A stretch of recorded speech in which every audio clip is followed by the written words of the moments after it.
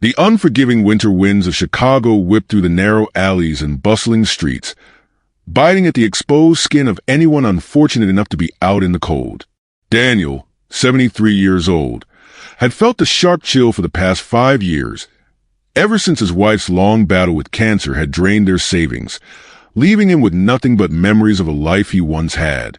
He had been forced out of his home, onto the streets of this concrete jungle that seemed indifferent to his pain. Each day was the same. Daniel sitting on the sidewalk near the entrance of a large financial district, his cardboard sign reading, "Veteran, any help appreciated." The city's elite would walk by, their heads held high, eyes locked on their phones, avoiding the uncomfortable reality that a man like him existed in their pristine world. He had grown used to being invisible, but this day was different. As Daniel shuffled through his few belongings in the shopping cart that contained everything he had left, a sudden roar of engines caught his attention. A sleek, jet-black motorcycle skidded to a stop in front of a busy cafe, the rider swearing loudly as he struggled to keep the machine upright. Daniel squinted through the icy wind, recognizing the rider's face. He had seen him on billboards, at press conferences, even on the covers of magazines. The man's face was synonymous with wealth, power, and success. Yet now, there he was, on the side of the road, struggling with something out of his control. The man pulled off his helmet, revealing a disheveled and frustrated face. Daniel watched from a distance, noticing the panic in the young man's eyes. He didn't know who this man was. His name didn't matter, but he could see that he was in trouble. Great. Just great. The man muttered under his breath, glancing down at the broken bike with dread. Of all days! Daniel could feel the man's distress, and without thinking, he stood up, wincing as his aching joints protested. He shuffled over, drawing closer to the man in his now stalled motorcycle.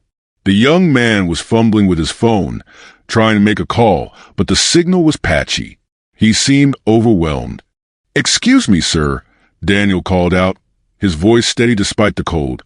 "Looks like you're having trouble with your bike. I used to fix these things in the service. Maybe I can help." The young man turned, his face clouded with confusion. There was a flicker of hesitation, the same hesitation Daniel had seen in the eyes of countless strangers. A homeless man approaching a well-dressed, affluent person. He knew how that looked. But there was something in Daniel's voice, a certain quiet confidence, that made the man pause. Yeah, the young man said, wiping his brow.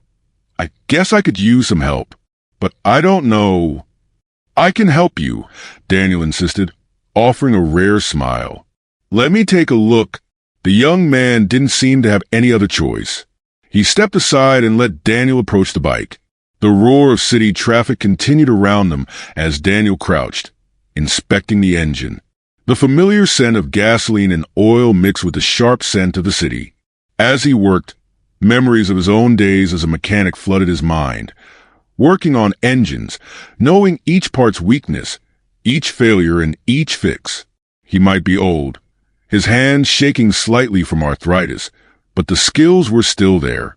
"The carburetor's clogged and the fuel line's leaking," Daniel said, his voice calm. "I can rig something temporary to get you to your destination, but it won't last long. You will need to get a proper fix later." The young man, his face still flushed with panic, nodded. "Please. I can't afford to miss this meeting." "I understand," Daniel replied, pulling out some makeshift tools from his cart. He worked quickly, fixing the carburetor and tightening the leaking fuel line, all while the young man hovered impatiently. After 20 minutes, Daniel stood back, wiping his hands. "Try it now," Daniel said. The young man mounted the bike, his hands shaking as he revved the engine. The motorcycle roared back to life. The young man's eyes widened in disbelief. "That's incredible," he exclaimed, his voice filled with awe. "I don't know how you did that, but thank you. You've just saved my day." Daniel shook his head, stepping back as the young man got ready to leave. "It's no trouble at all, sir. Just happy to help. My father always said, kindness is never wasted." The young man, now calmer but still visibly frazzled, looked at Daniel, really looked at him for the first time. There was a beat of silence as he took in Daniel's weathered face, his old coat, his cart. A sudden understanding seemed to flash across his eyes, but it was quickly replaced by a hint of something else. Curiosity, maybe even a desire to repay. "Wait," the young man said, reaching into his pocket. "Let me at least give you something for your trouble." Daniel waved him off. "No need, sir. Just glad I could be of use." But the young man was insistent. "Please, you saved me from missing a very important opportunity. Let me give you something." "Really, I don't want anything," Daniel replied, turning to head back to his spot. The young man stepped forward, taking Daniel's arm. "Please, I insist." "What's your name?" "Daniel," he said, his voice quiet but firm. "Just Daniel." The young man paused, then seemed to come to a decision. "Daniel," he said slowly, "I believe things don't happen by accident. I want to help you. There's an opportunity one want you to take, but you need to come to this address tomorrow at 9 a.m. Ask for Martha in HR. Daniel's heart skipped a beat, but his expression remained steady.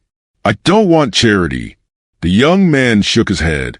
"It's not charity, Daniel. It's a chance. You've earned it with your skill and integrity. Will you come?" Without waiting for a response, he handed Daniel a business card.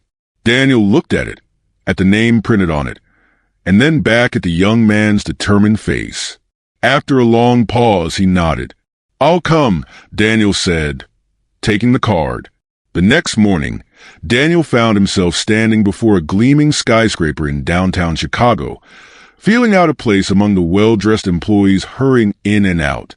With a deep breath, he entered the building, clutching the business card. A receptionist greeted him immediately and led him to an office on the top floor. Inside, a warm and welcoming woman stood to greet him. "Mr. Daniel, we've been expecting you," she said with a smile. "Mr. Rivers spoke highly of you. We have an offer for you." The offer felt like a dream. They wanted him to join their team as a senior mechanical advisor for a new division dedicated to refurbishing older vehicles. His experience as a mechanic, his deep understanding of how things worked, how they could break, and how they could be fixed, would be invaluable. They would offer him housing and medical benefits. The position was his, if he wanted it. Daniel's hands trembled as he gripped the armrest of the chair. "I'm 73, he said quietly, his voice thick with emotion.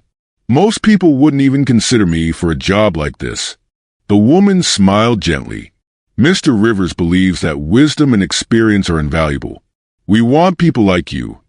People who can share their knowledge and work with us to make something better." Tears welled up in Daniel's eyes as the weight of it all hit him. I never thought this day would come. I didn't think I had anything left to give." That afternoon, Daniel was given a small, cozy apartment near the office. He settled in, placing his card in the corner and then noticing an envelope on the table. Inside was a check, enough to cover all of his late wife's medical bills. For the first time in years, Daniel knelt down beside the table, overwhelmed with gratitude. He let the tears fall, not out of sadness, but because he finally felt like he had been given a second chance. The next morning, Daniel stepped into his new job, wearing a clean uniform. As he passed the corner where he had once sat, holding his cardboard sign, he whispered a quiet thanks to his late wife. She had always said that kindness would find its way back, and now, in this moment, he understood what she meant. As weeks passed, Daniel's expertise became indispensable. He worked closely with younger engineers, sharing his wisdom, not just about mechanical repairs, but about life itself. He kept packets of trail mix in his pockets, offering them to anyone in need, as he had once been. His simple acts of kindness spread throughout the company, inspiring others to give back, and soon, the company had begun training veterans and those who had fallen on hard times. When asked about his remarkable transformation, Daniel would simply smile and shake his head. "The real blessing," he would say, "is not the job or the money. It's that I was able to help. We all need someone to believe in us, even for just a moment, so we can believe in ourselves again And every year, on the anniversary of that life-changing day, Daniel would return to that same street corner, not to ask for help, but to offer it. To remind others that no matter how small, an act of kindness could change the course of someone's life.